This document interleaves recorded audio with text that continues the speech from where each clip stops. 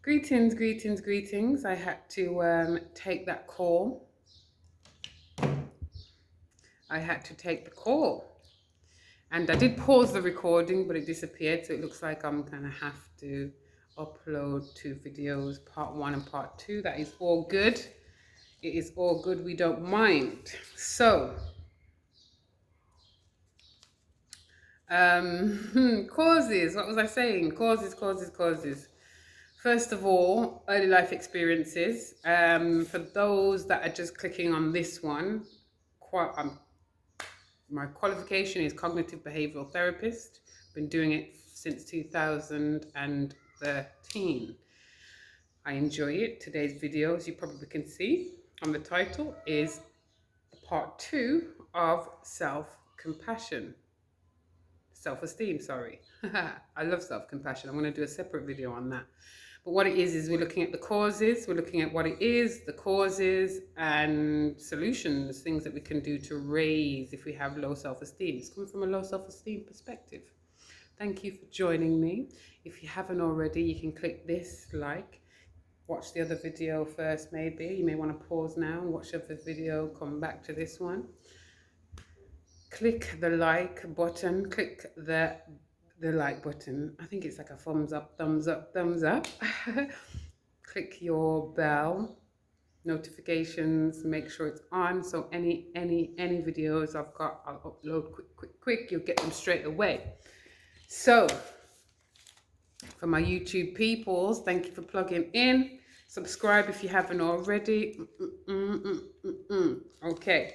So the other video, just to recap, we talked about what is self-esteem. We talked about the thoughts that people might have, behaviors, feelings, bodily sensations, that sort of thing. We looked at relationships, what they might look like, looked at the causes, now we're looking at the causes. So the causes, looks at the symptoms, shall I say. Now let's look at the causes. So the causes, I was saying just at the end before it cut, early life experiences. Early life experiences, past experiences can really cause somebody to have low self-esteem. And it's not always easy to make the link. I've said that before in my last video, the part one. And I think it's really important to mention that because some people don't necessarily link anger with having low self-esteem or perfectionism with having low self-esteem.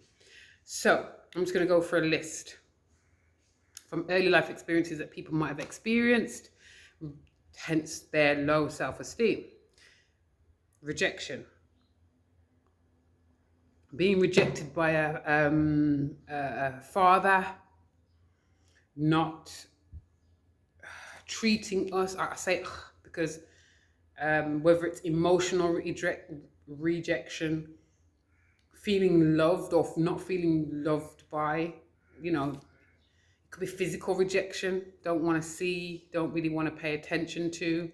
I think in fact, I definitely can relate to that. I love my father, love him very dearly, but he didn't have the emotional intelligence and he wasn't necessarily there when I needed him, and having that conversation, that father and daughter conversation, that bond, and that can make somebody feel rejected. Self-disclosure, like when I was training and working with a wonderful young girl who had low self-esteem, and we, in supervision, because you have to have supervision whether you're training or not, you have to discuss certain clients that are challenging, and I found it quite challenging even though we were getting on really well. And we realized that it was actually that I was challenged by my self-esteem, and I did work on my self-esteem, which this is one of the reasons why I love working with self-esteem. It's not easy, but once you've learned to have a healthy self-esteem, once you've learned what not to do to lower our value, then it's such a liberating feeling, such a beautiful feeling. And you just want to liberate everybody else's and help balance out everybody else's. That's just who I am. Not everybody's like me. And that's okay. All right. So, yeah, I started with rejection. That can also lead to shame as well, feeling emotionally rejected, physically rejected, being bullied. In fact, you don't even have to have one of these. You could have all of them, you could have like half of them. You could have two of them off the list, in order to add to low self-esteem. So you got being bullied, trauma as well. Like trauma could be a loss, that you've lost something, pet, someone, bereavement, being assaulted, whether that's sexual assault, whether that's physical assault, illness, feeling vulnerable and weak inside. There's so many things. Criticism, being criticized.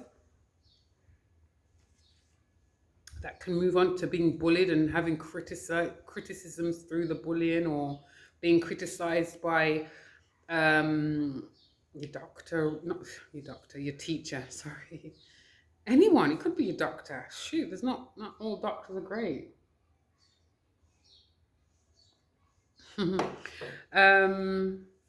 Not enough affection or praise. Not enough affection or praise. And that's usually about caregivers, people who are caregivers, parents, guardians, that sort of thing. And this is really common as well. And some people just don't know how to. Some parents, some caregivers just don't know how to praise their children, their loved ones, The next on the list is feeling different. Feeling different to the people around you. Feeling different to the people around you, even family members. You're like, am I actually your daughter? Like, am I actually meant to be in this family? Like, feeling othered, feeling like you don't fit in. That's a big one. When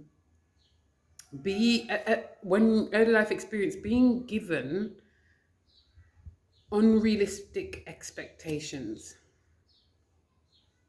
These ones are a bit more harder to spot. Unrealistic expectations. Excuse me. So I was working with a beautiful woman a few months back, and she talked about, obviously I'm not going to disclose any of her information. She talked about when she was younger, her father really wanted her to play an instrument, a musical instrument, really, really wanted that for her. And she, at the time, wasn't really that interested, She enjoyed the music. She did kind of want to do it, but she more wanted to do it for her father. She felt that if I do this, then he'll feel like I'm enough, you know what I mean? Like, everything else in terms of the relationship would have been fine, generally speaking. I believe it was. But just that one thing really, really helped chip away at having low self-esteem.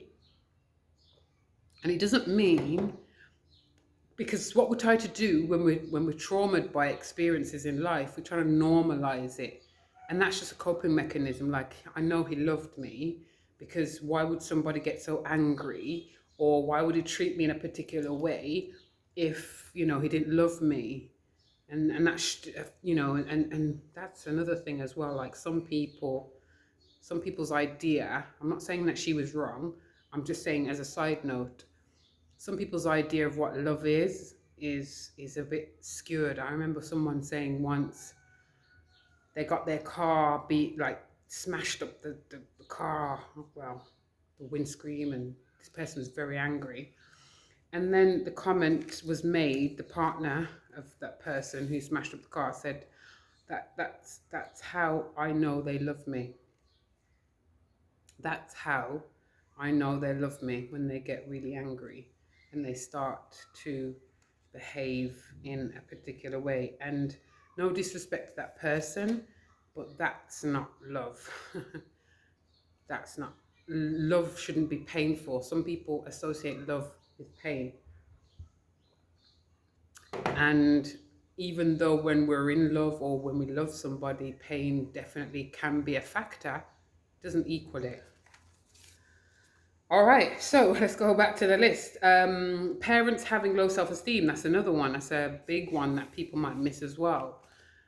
If my mom has low self-esteem for herself, guess where my self-esteem is going to be? And I can resonate with like maybe 3 on this list that I've experienced. Yeah, about 3 that I can list on here. Yeah, maybe 4 even. Yeah, and that's partly why therapists, a lot to do with why therapists, counselors become these roles, because they're doing self-healing or they've done self-healing and they just want to share the love. Some people do it for status. Some people do it for status. That's all I'm saying. All right, so what keeps it going? Let's finish this off. What keeps it going?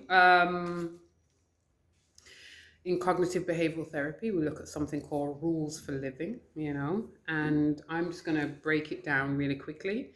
Rules for living looks at ways of living that's related to our core beliefs or bottom line, our in-depth thought and feelings. And we can have a negative thought, or somebody can have a negative thought that they're not good enough. And when they have a negative thought or a core belief that they're not good enough in their core, they usually have a way of living in general. And that person might look like, if I work extremely hard and perfectly, then I won't be a complete failure. That's 1. 2, another person might feel, or the same person might feel more than one, feeling unlovable. If this person felt unlovable, usually what comes with that is, if I please others all of the time, they may not reject me. And then feeling of weakness, they're all common, these are. If I show that I'm strong physically, or if I show that I'm strong mentally or psychologically, then people won't suss me out, in terms of feeling of weakness or feeling like they're weak or vulnerable.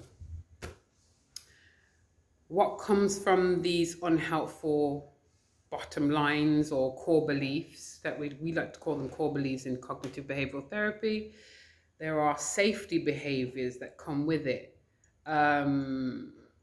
Safety behaviors in the short term make us feel less anxious, less feeding that core belief. But in the long term, it keeps the anxiety going. It keeps that low mood going. It keeps that core belief going, Let me give you an example of a core belief, not necessarily related to a core belief. Let me give you a safety behavior that's not necessarily, in fact, yeah, let's give you a safety behavior. So somebody was bullied at school for having armpit kind of sweat. And as a result of that, they constantly kept their arms down, because there's unintended consequences that come of having safety behaviors that people are not aware of. So what happens is that they keep their arms down. They think that that's combating the problem. Their anxiety reduces. No one can see underneath their arms. Blah, blah, blah, blah. In the long run, they won't learn. They'll have an unintended consequence that actually, if you keep your arms down, you're more likely to sweat. And you won't necessarily learn that people don't really care. Maybe school can be quite mean and whatever, but in general, people don't really notice. Even, people really don't notice armpit sweat, and people really don't think, oh my God, they're absolutely disgusting with it. And if they do think that, it's in their minds. They are in their rights to think what they want to think, and it's none of our business what anybody else thinks. That's just me off the cuff.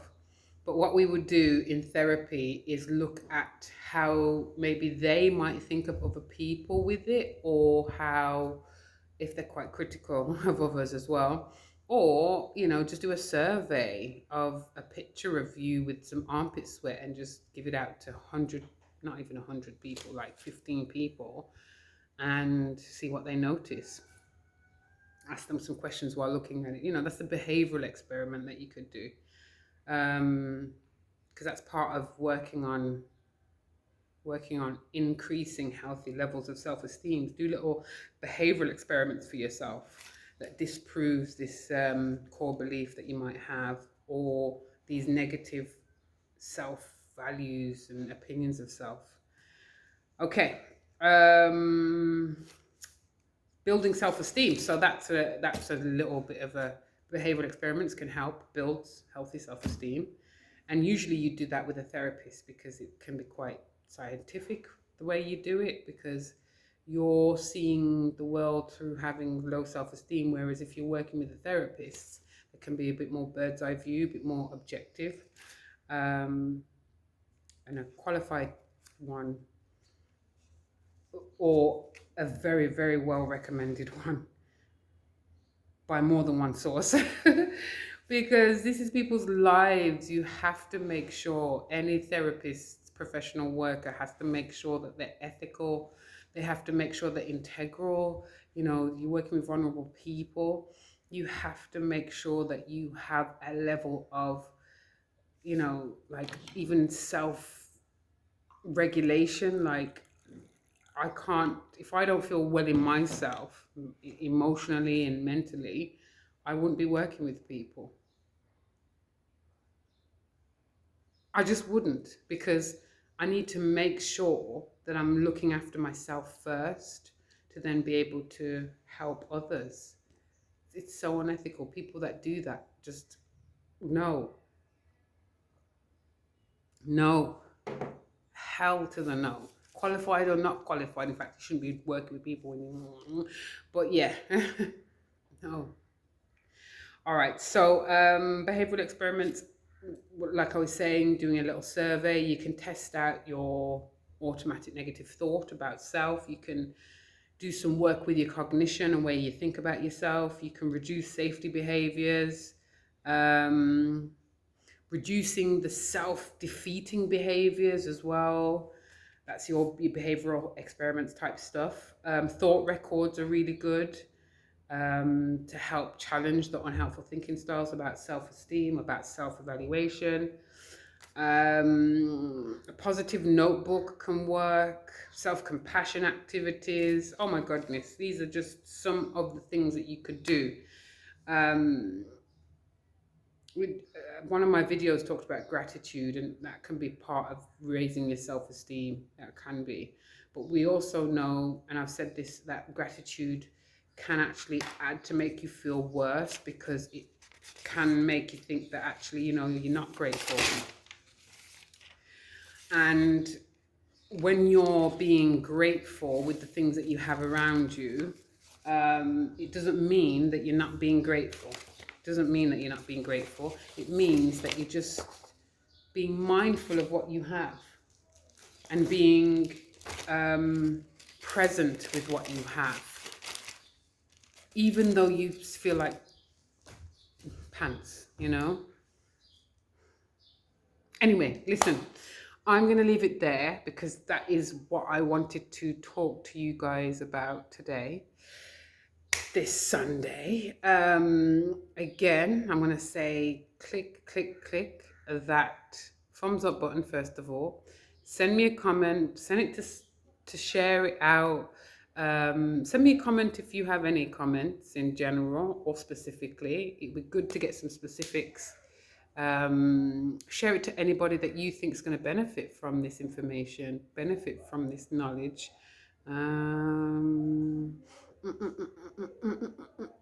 Get people to subscribe, plug in. I've got the website. You can send your details on the website as well. So I have like an emailing list or a mailing list, because there's some stuff coming up that I'm working on in the background, and I want you guys to be part of it. I want you guys to actually know what I'm doing. And you can plug in other ways. It doesn't have to be one-to-one therapy with me. It could be a course that I'm going to run, a one-day course that I'm going to run. It could be a 9-hour course that could be a membership. You know, I was thinking of doing a membership, like having videos come out monthly, and access to me monthly for a certain subscription. What do you think? Maybe. I don't know. Anyways, please send this out. Please comment if you feel to. Share it with those who you think is going to benefit. Peace and prosperity to every single one of you that's plugged in. Peace.